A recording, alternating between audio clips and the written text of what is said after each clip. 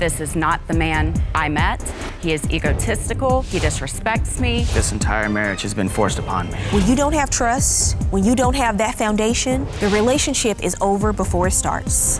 I'm at my breaking point. He has a problem with spending. You have champagne taste on a soda water budget. Yes, What's honey, going on? come on, champagne taste. It's about the taste, not about the budget. I can't trust him anymore. The man that I married would never have done that. I'm not going to advise her to try to make this work because I think it's dangerous. I think it's gone beyond that. Here is today's case. She admits to putting a GPS tracker in his phone.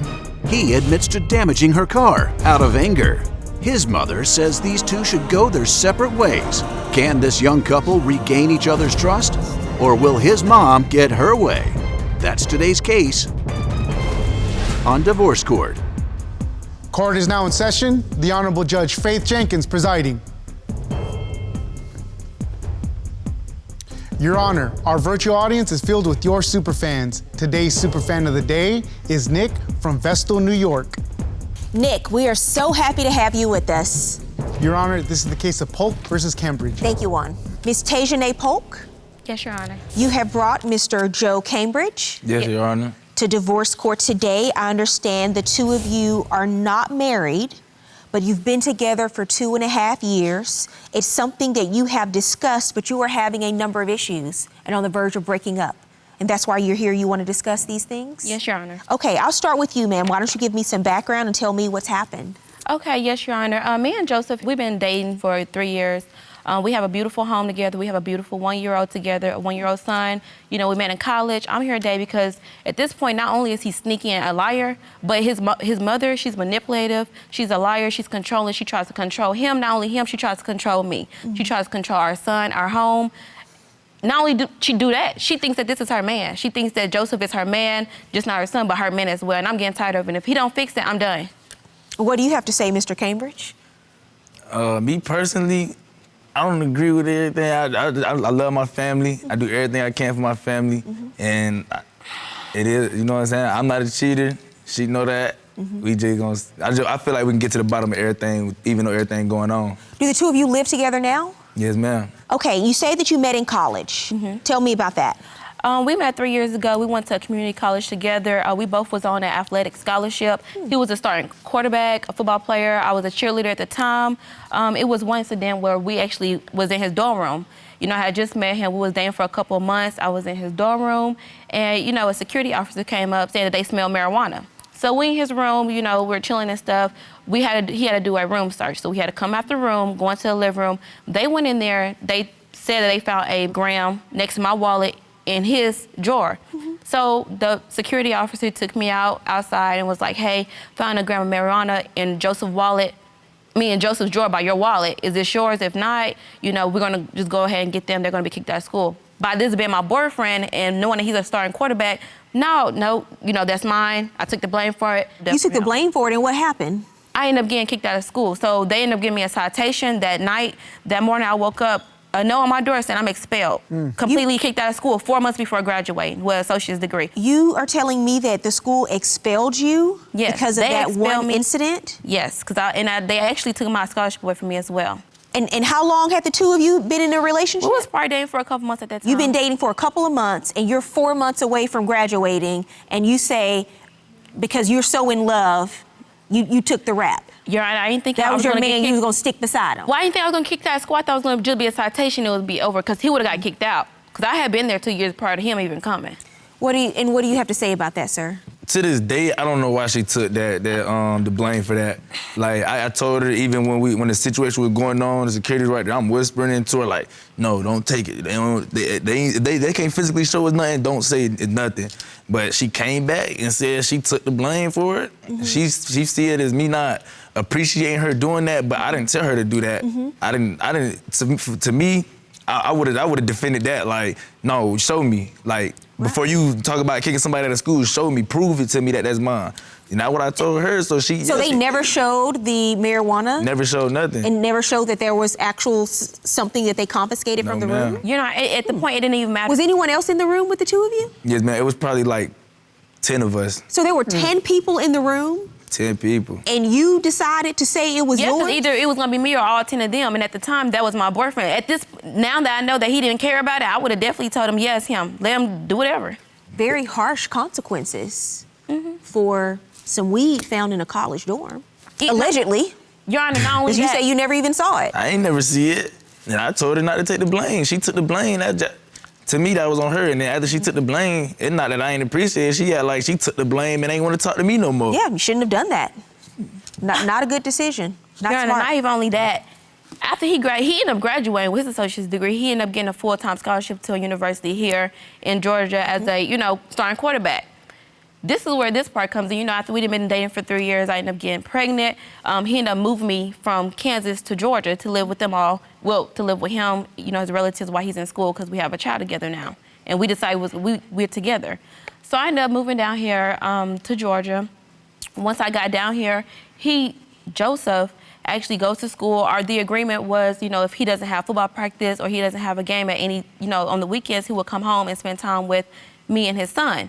The first couple months he did great. Did everything he's supposed to do. A couple months later, a month go by, don't hear from him. 3 weeks go by, still don't hear from him. He doesn't come home. So at this point, I'm like, where you at? Why are you not, coming home where you're supposed to be?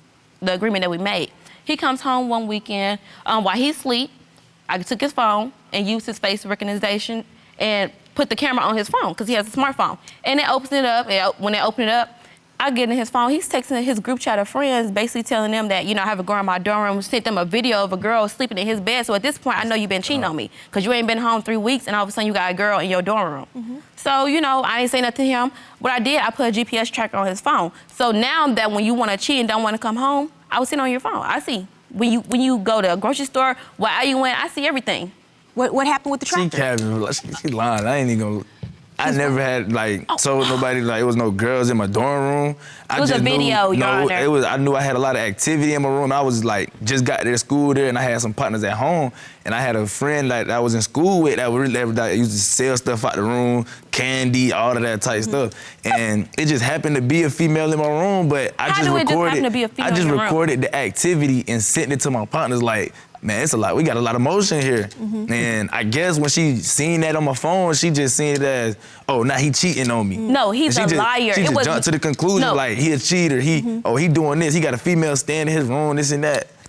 Selling candy? So what happened? He's lying.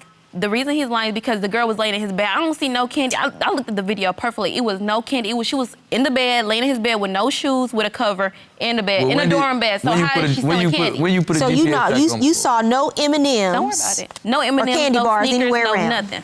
I ended up putting a GPS tracker on his phone when he was asleep. He had told me that, he had football practice on a Saturday, which I knew he was lying because I already called his coach. I ended up driving to the school. There, the GPS tracker led me to this dorm room. It was like an apartment. So I knocked on the door. A girl gets to the door. She says, Joe, I know you ain't got this girl at my apartment. Promotional consideration provided by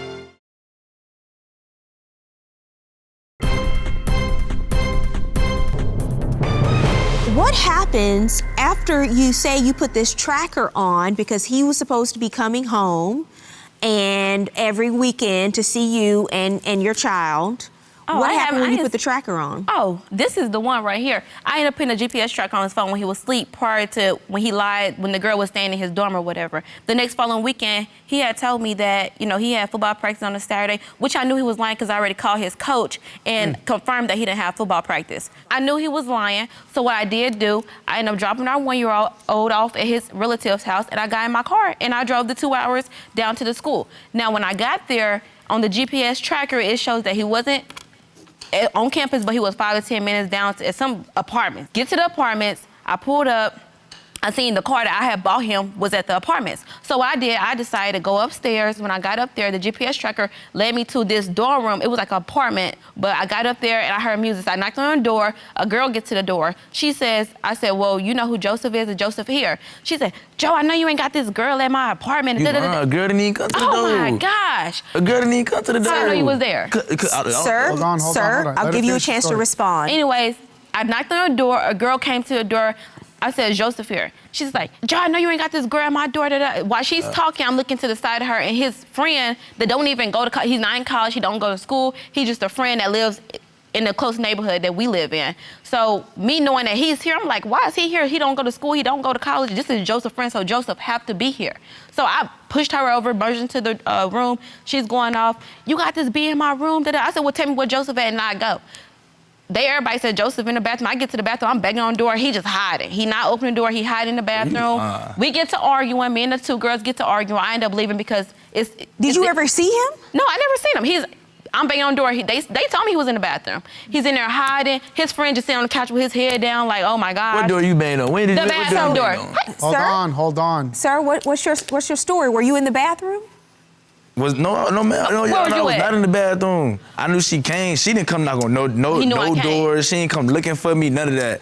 She came through, and then it was one of my teammates actually came to the door. So it's not like I'm in the room with just females or just with a girl. It's a whole party. So you was there? It's a whole party there. Was you there? Okay. So Mr. Cambridge, so you were there? No, I'm not saying I was there or that I wasn't, but I'm saying how do you know who was there if you weren't there? Because my partner was there. Like my friend was there that he didn't go to school where I went to school at, but I had him down there and I wanted him to get out. I ain't want him to be just in the room and nothing like that. Your friend at a room. So you're saying you were not there. But your friend there. Ma'am, stop. You have one more time Okay. to interrupt me while I'm speaking, both of you, and we are done. The next weekend he comes home, he apologized. I give him a chance. I said, okay, we're gonna try to fix it. He says, I'm gonna take you out to eat. We get dressed, I get in the car. I look in the bag, he has a Plan B receipt. So I'm looking at the Plan B receipt.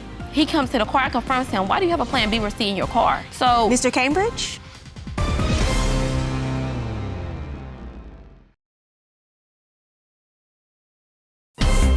If you'd like your case to be heard on divorce court, call us toll-free 1-877-311-2222 or log on to our website at divorcecourt.com.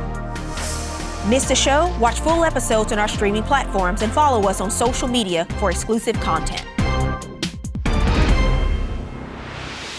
So you're saying you were not there? I wasn't there. I knew what went on there, I knew who was there. So you just heard, so you know everything that was going on in the apartment. Everything. You know everything that happened through what you were told by someone else. Everything, yep. Okay. Why would they lie and tell her that you were in the bathroom if you weren't there? I don't know. They probably could have dude that I had there. They ain't know him. They probably just thought I was there with him. Cause I sent him there with some of my teammates that I went to school with. Cause I was, you know what I'm saying. I knew so how your she friends is. thought you were there. They probably thought I was there. Cause them my people's like the teammates that I sent my partner with. And they thought that you were in the bathroom, not just there. The females probably did. How big was this apartment? The apartment is it's real big. Like you walk in, big living room, then it's two rooms over here, then a bathroom, 2 rooms over here and a bathroom. So if you weren't there and someone's knocking on the bathroom door, you said there was no answer to the bathroom door? No one would answer? No one would answer. I banged on the door, Your Honor. And it was locked. The bathroom door was locked. They told me Joseph's in that bathroom. The door was locked. I'm banging. Nobody else was in there. Interesting. But Your Honor, that's not the only thing he did. The following weekend, he decided to come home. You know, say I want to get my family back. I'm sorry for what happened. Because he apologized. He apologized. Well, what were you apologizing for if you weren't there? She lying. I did not apologize for that. You know I didn't apologize for that. He apologized. Okay, so you go back that next weekend. What did you apologize about? I didn't apologize. So that did not happen. I'm delusional, I guess. You see the girl crazy. I probably just apologized just so she could stop being mad. So what's your story? You say he comes and apologizes to you? Your Honor, the next weekend he comes home, he apologized. I give him a chance. I said, okay, we're going to try to fix it. He says, I'm going to take you out to eat. We get dressed. I get in the car. A store bag is on the floor. I look in the bag. He has a Plan B receipt. So I'm looking at the Plan B receipt. He comes to the car. I confirm to him, why do you have a Plan B receipt in your car? He's like, oh, my homeboy, he bought it when I was at the school because he didn't have, he basically bought it. He took him to go buy it. I'm looking at the debit card. It asked for the debit card, so you're lying. You bought that with your debit card. He says, oh, I forgot. My partner didn't have the money when we got there. So that's 2 lies in one. So, Mr. Cambridge? Never lied. First of all, she had no reason going in my car, getting every piece of balled up paper in my car, reading it, opening it up, reading all the little pieces of paper, reading every receipt. That's one. Second, Yeah, my dog, he's younger than me, like 3-4 years younger than me. Me being big, bro, I'm making sure he's straight. He called me like, yeah, Joe, I need the plan B. All right, bet, I got you. Let's go to the store. He ain't had the money. He said, Joe, I gotta send you the money. I don't got no card. This and that. I said, all right, I got you. But I'm not finna give him my card information and go in there and put my pen in. I go to school with him. I don't know him like that. So I went in there, I swiped my card for him. It wasn't mine, but she ain't gonna believe that people just leave stuff in my car every day. He's lying. He forgot when I put the GPS tracker on his phone. I also put an iMessage tracker, so whenever he get a text message, it come to my phone. That's a lie. So the whole time he's sitting there, the whole time he's sitting there texting his homeboy saying, "Oh, my girl, we finna call you," because I told him, I said, call your homeboy and confirm what you're saying. He's texting the homeboy, okay, I'm finna call you and tell you to say this. He called him. The boy was tongue-tied, didn't know nothing he was talking about. I was like, oh yeah, I forgot I went to the store. I said, so who went to the store? He said it was just me, but Joe had previously told me that he went to the store and bought it himself, so now y'all both lying. So you are able to see his iMessages? iMessage, so it's iCloud. So you have your iCloud on your phone, you can see anytime the GPS tracker. Ms. Polk, what was your major when you were in college? Criminal justice. Criminal justice. Yes, ma'am. I see. You need to continue down that path, ma'am. You would be an expert criminal investigator. Don't know that good work, though. It don't work, but he done got caught so many times.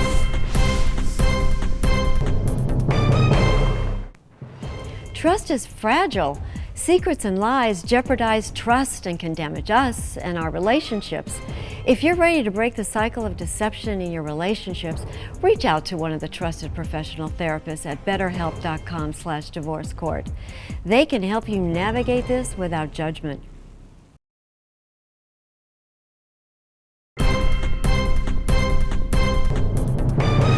Yeah, because what's going on between but you said that you've had these issues of mistrust, but you stayed together in the relationship. Because Joseph have never did. You say you're constantly being falsely accused. Every day. And you've stayed in the relationship, so what's really going on here?